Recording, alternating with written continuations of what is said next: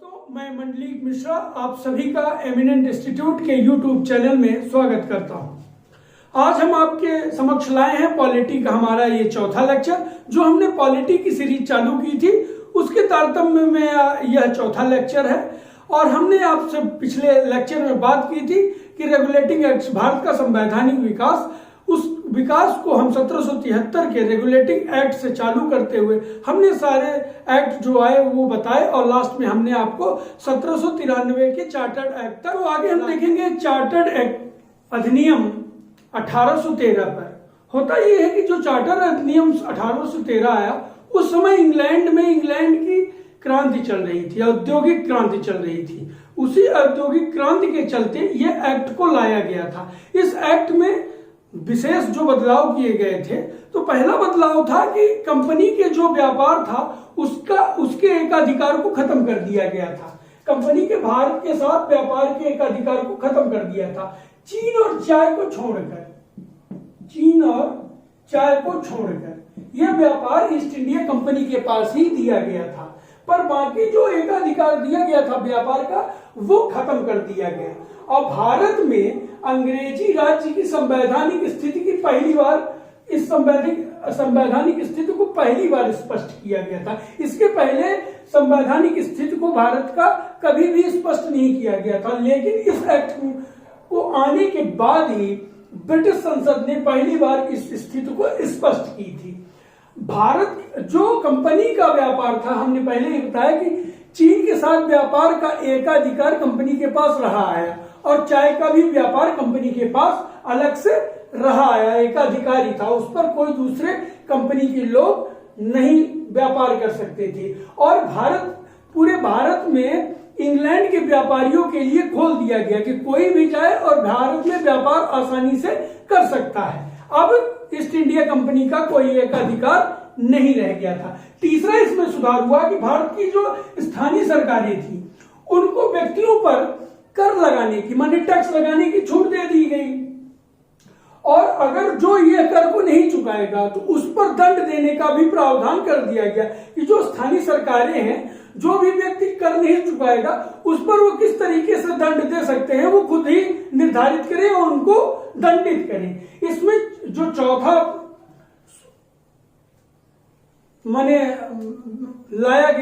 लाया गया, चौथा कानून ये था कि ईसाई मिशनरियों को भारत में ईसाई धर्म के प्रचार प्रसार करने की छूट दे दी गई कि अब ईसाई धर्म के प्रचार के लिए भारत में कहीं भी वो अपने धर्म का प्रचार कर सकते थे आसानी से, बिना किसी रोक टोक के। और सबसे आखिरी में यह सुधार हुआ कि कंपनी द्वारा जो आय होती थी उस आय से शिक्षा पर 1 लाख रुपए खर्च करने का प्रावधान किया गया कि शिक्षा पर कंपनी 1 लाख रुपए तक आसानी से खर्च कर सकती है। ठीक है, यहां तक बात आपको समझ में आ गई है। आगे हम देखेंगे कि चार्टर्ड एक्ट 1833 में यह जो अधिनियम था, इस अधिनियम में जो ब्रिटिश भारत था, जो हमारा ब्रिटिश भारत था, उसमें ब्रिटिश संसद द्वारा लिया गया ये जो चार्टर्ड एक्ट था, इसको केंद्रीकरण बनाने के लिए पहला ऐसा मौका था, या इसको ताबूत की कील कह सकते हैं, वो ब्रिटिश संसद द्वारा इस चार्टर्ड के माध्यम से भारत भेजा गया। होता क्या है कि इसी एक्ट के माध्यम से जो भारतीय राज्य था, जो ब्रिटिश इंडिया कहलाता था, उसको अब सम्राट के नाम से जाना जाएगा, सम्राट के शासन के नाम से जाना जाएगा, न कि कंपनी के शासन के नाम से जाना जाएगा। इसमें क्या क्या सुधार हुए?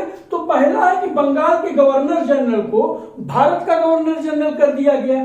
जो पहले जो हमारे भारत के गवर्नर जनरल थे, ये क्वेश्चन कई बार एग्जामों में पूछा गया है और आगे भी पूछे जाने की ढेर सारी संभावनाएं हैं कि पहला भारत का गवर्नर जनरल कौन है, तो आप आंसर देंगे लॉर्ड विलियम बेंटिंग पहले भारत के गवर्नर जनरल हैं। या आपसे क्वेश्चन पूछेगा कि बंगाल का पहला गवर्नर जनरल कौन है, तो हमने पिछले क्लास में डिस्कस किया था और बताया था कि वॉरेन हेस्टिंग पहले बंगाल के गवर्नर जनरल थे। ठीक है, तो ये कंफ्यूज नहीं होइएगा, आप आसानी से आंसर दीजिएगा। तो इसी चार्टर्ड एक्ट के 1833 के माध्यम से ही बंगाल के गवर्नर जनरल को भारत का गवर्नर जनरल कर दिया गया। ठीक है, विधि आयोग को गठित किया गया।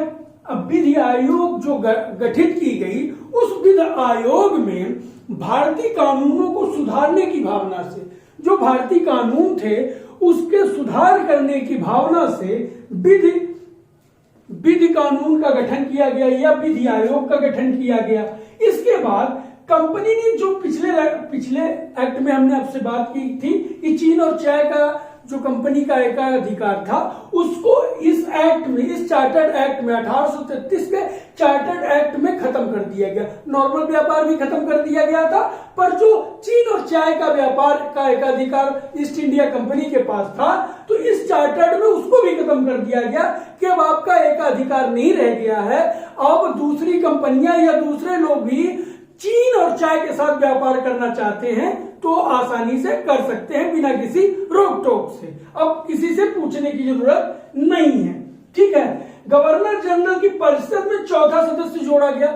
हमने आपको बताया था कि पहले 4 सदस्य थे, फिर उसको 3 सदस्य कर दिया गया और फिर इसमें भी फिर से इस एक्ट में 4 सदस्य कर दिए गए। जो चौथा सदस्य था वो अस्थायी था, अस्थायी सदस्य नहीं था, अस्थायी था, जो विधि विशेषज्ञ था या विधि का जानकार था। ठीक है, उसको बना दिया गया। और पहले कौन थे, अगर आपसे क्वेश्चन पूछा जाएगा तो पहले जो विधि सदस्य थे वो मैकाले थे। हम आपको आगे बताएंगे, या आप जानते भी हैं कि मैकाले शिक्षा प्रणाली की खूब हमारे भारत में चर्चा होती है। तो जब हम आगे 1853 का एक्ट पढ़ेंगे तो उसमें बताएंगे कि एक सिविल सर्विसेज के लिए एक 1854 में समिति गठित होती है मैकाले के ही नाम पर। तो इसमें भी विधि के विशेषज्ञ के रूप में मैकाले को अस्थायी सदस्य के रूप में रखा जाता है। फिर कंपनी के अधीन किसी भी पद पर नियुक्त भारतीयों को समान व्यवहार करने के लिए कहा गया। माने अगर कंपनी में कोई भी भारतीय किसी भी पद में हो तो पहले व्यवहार अलग अलग किया जाता था। अंग्रेजों के साथ अच्छा बर्ताव किया जाता था और भारतीय लोगों पर उनके मुकाबले कमजोर व्यवहार किया जाता था या खराब व्यवहार किया जाता था। ये प्रावधान लाया गया, लेकिन बोर्ड ऑफ डायरेक्टर ने इसका विरोध करना चालू कर दिया और उनके विरोध करने पर इसको वापस ले लिया गया कि भाई ये समान व्यवहार वाला और नियुक्ति ठीक नहीं है कानून, और इसको सिर्फ बोर्ड ऑफ डायरेक्टर के विरोध के कारण इसको वापस ले लिया गया। और सबसे आखिरी में इंपॉर्टेंट है कि भारत में दास प्रथा को गैर कानूनी घोषित कर दिया गया। ये यहां से आपसे क्वेश्चन पूछा जाता है कि भारत में किस चार्टर्ड एक्ट के माध्यम से दास प्रथा को गैर कानूनी घोषित किया गया, तो आप आंसर करेंगे कि 1833 का जो चार्टर्ड एक्ट था उसके माध्यम से दास प्रथा को गैर कानूनी संसद द्वारा पारित किए गए चार्टर्ड अधिनियम में ये 1853 का आखिरी अधिनियम था। इसके बाद हमने आपसे पहले ही बताया था कि जो भारत में अंग्रेजों द्वारा शासन किया गया था तो कंपनी शासन अलग था और क्राउन का शासन अलग था। हमने पिछले वीडियो में डिस्कस किया था कि 1773 से लेके 1857 या 1858 तक कंपनी का शासन हुआ, लेकिन 1858 की क्रांति के बाद ही ताज ने, क्राउन ने अपने हाथों में ले लिया और वहां 1858 से लेते हुए 1947 तक क्राउन ने भारत में शासन किया। तो 2 तरीकों से हमने शासन किया था।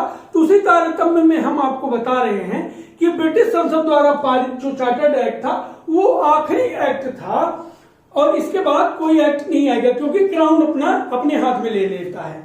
और संवैधानिक विकास की दृष्टि से अगर हम बात करें तो यह बहुत ही महत्वपूर्ण अधिनियम था कि बहुत ही जो हमारा भारत का संवैधानिक विकास है ये बहुत महत्वपूर्ण एक्ट था। आपको मन में लग रहा होगा कि ज्यादातर तो 1935 से लिया गया है हमारे संविधान में हिस्सा, पर यह भी एक बहुत महत्वपूर्ण अधिनियम था। अब देखते हैं कि इस अधिनियम में क्या क्या विशेषताएं थी। तो पहली विशेषता थी कि ब्रिटिश संसद कभी भी कंपनी से भारत का शासन ले सकती है। मतलब अब कंपनी के पास यह कोई जरूरी नहीं था कि वो यही शासन करेगी। जब भी ब्रिटिश संसद को लगेगा कि भारत में शासन हमको ले लेनी चाहिए, तो कभी भी ले सकती थी बिना किसी सवाल जवाब के। दूसरी क्या विशेषताएं थी कि नियुक्तियों के मामले में डायरेक्टर का संरक्षण समाप्त कर दिया गया। जो भी डायरेक्टरों को मिला था कि नियुक्त कर सकते हैं, वो संरक्षण इस अधिनियम के द्वारा खत्म कर दिया गया कि अब वो स्वायत्त नहीं रह गए कोई भी डिसीजन लेने पर नियुक्तियों के मामले में। ठीक है, विधि सदस्य को जो हमने पिछले लेक्चर में आपको बताया कि 4 सदस्य होते थे परिषद में, पर एक अस्थायी विधि सदस्य हुआ करता था। पिछले में हमने अभी एक्ट में बात की, तो इस एक्ट में उसमें क्या कर दिया गया कि उस परिषद को पूर्ण सदस्य कर दिया गया। अस्थायी था ना उसमें विधि सदस्य, जो कार्यकारी परिषद का अस्थायी सदस्य था, तो उसमें पूर्ण सदस्य कर दिया गया कि माने भैया पूर्ण सदस्य हो, कोई पंचायत वाली बात नहीं है।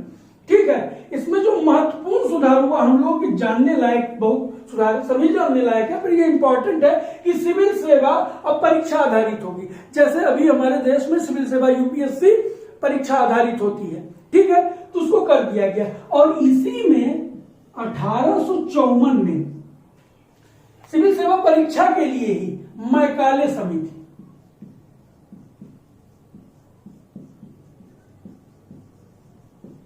मैकाले समिति का गठन किया जाता है कि भैया मैकाले ही जाने कि किस तरीके से एग्जाम लेंगे, कैसे इसको कंडक्ट कराएंगे, इसका प्रोसीजर क्या होगा, पर ये एग्जाम आधारित होगा, परीक्षा आधारित होगा। ठीक है, यहां तक बातें आपको समझ में आ गई। और गवर्नर, अगला जो सुधार हुआ या अगली जो विशेषताएं हैं, तो गवर्नर जनरल की परिषद को कानून निर्माण में सहायता के लिए 6 नए सदस्य नियुक्त किए गए कि गवर्नर जनरल की परिषद में जो कानून निर्माण के लिए सदस्य होते थे, उनको उनमें 6 नए सदस्य जोड़ दिए गए। साथ ही कार्यकारी परिषद को विधान परिषद विधेयक को वीटो करने का अधिकार दिया गया। माने कि हम चाहेंगे तो किसी काम को वीटो कर देंगे, तो फिर उसमें कोई सुधार बात नहीं। भारत शासन अधिनियम 1858 की यही वो अधिनियम था जिससे क्राउन ने भारत पर शासन करना आरंभ कर दिया, या ब्रिटिश ताज द्वारा शासन करना आरंभ किया गया। होता यह है कि आप इतिहास में पढ़े होंगे, आप भली भांति जानते हैं कि 1857 का विद्रोह होता है, जिसको पहला स्वतंत्रता संग्राम विद्रोह कहा जाता है, और इसी को सैनिक विद्रोह भी कहा जाता है। आप जानते हैं कि बैरकपुर से मंगल पांडे ने इसकी शुरुआत की, जो सैनिक थे। आप इतिहास में पढ़ेंगे कि ढेर सारे रीजन हुआ करते थे, चर्बी वाला कारतूस वगैरह वगैरह, सैनिकों से, अंग्रेज सैनिकों और भारतीय सैनिकों से दुर्व्यवहार भी रीजन था, कई रीजन था, जो आप इतिहास के पार्ट में पढ़ेंगे। तो जो 1857 का विद्रोह हुआ वो काफी बड़ा विद्रोह था। यद्यपि उसमें भारतीयों को सफलता नहीं मिल पाई, क्योंकि जो और राजा महाराजा हुआ करते थे उन्होंने साथ नहीं दिया। हर क्षेत्र इस स्वतंत्रता आंदोलन में मिल नहीं पाया, उसकी वजह से यह विद्रोह फेल हुआ। फिर भी अंग्रेजों को यह लगा कि अगर भारत में इस तरह का विद्रोह और होगा तब तो हमको यहाँ से सत्ता हमारी चली जाएगी, और जो हमको मुनाफा और व्यापार हम आसानी से कर रहे हैं और यहाँ शासन कर रहे हैं अपने हिसाब से, तो हमारी सत्ता तो इसी तरह अगर विद्रोह होता रहा तो हमारी सत्ता चली जाएगी। तो इसी विद्रोह के कारण ही ब्रिटिश संसद को लगा कि अब भाई ये ठीक नहीं है, तो इसीलिए क्राउन के हाथों में दे दिया गया कि अब क्राउन ही डिसाइड करेगा कि भारत में किस तरीके का शासन होगा। ठीक है, यहां तक बात आपको समझ में आ गई। अब इसमें इंपॉर्टेंट क्या क्या बदलाव हुए, क्या क्या जरूरी बदलाव हुए, तो पहला है, इसी को कहते हैं भारत शासन अधिनियम 1858। ठीक है, भारत का शासन ब्रिटिश ताज के हाथों में चला गया। ठीक है, माने कंपनी के द्वारा या ब्रिटिश संसद द्वारा जो एक्ट आते थे उसके माध्यम से अभी तक शासन किया जाता था, लेकिन इसी एक्ट के माध्यम से ब्रिटिश जो क्राउन है उसके हाथों में चला गया, या ब्रिटिश ताज के हाथों में चला गया। गवर्नर जनरल को ही वायसराय कर दिया गया। जो भारत का गवर्नर जनरल था उसको भारत का वायसराय कर दिया गया। अब यहां से क्वेश्चन बनता है कि भारत का पहला वायसराय कौन था, तो लॉर्ड कैनिंग भारत के पहले वायसराय थे और अंतिम भारत के गवर्नर जनरल थे। तो ठीक है, ये क्वेश्चन खूब वनडे एग्जामों में पूछा जाता है और ये आगे भी पूछे जाएंगे। 200% कि कहीं ना कहीं आपसे ये क्वेश्चन पूछा जाएगा आसानी से। और इसमें क्या और महत्वपूर्ण बदलाव होते हैं कि बोर्ड ऑफ कंट्रोल और बोर्ड ऑफ डायरेक्टर, जो हमने पिछले आपको एक्टों में बताया है, उसको समाप्त कर दिया गया। जो बोर्ड ऑफ डायरेक्टर और कंट्रोलर था उसको समाप्त कर दिया गया। इसको समाप्त करने का रीजन यही था कि द्वैत शासन प्रणाली जो चल रही थी उसको खत्म करना था। कि जैसे प्रशासनिक अलग था और व्यापार का अलग था, कंपनी का शासन अलग था, तो बांटा गया था, तो उसको खत्म करके एक कर दिया गया।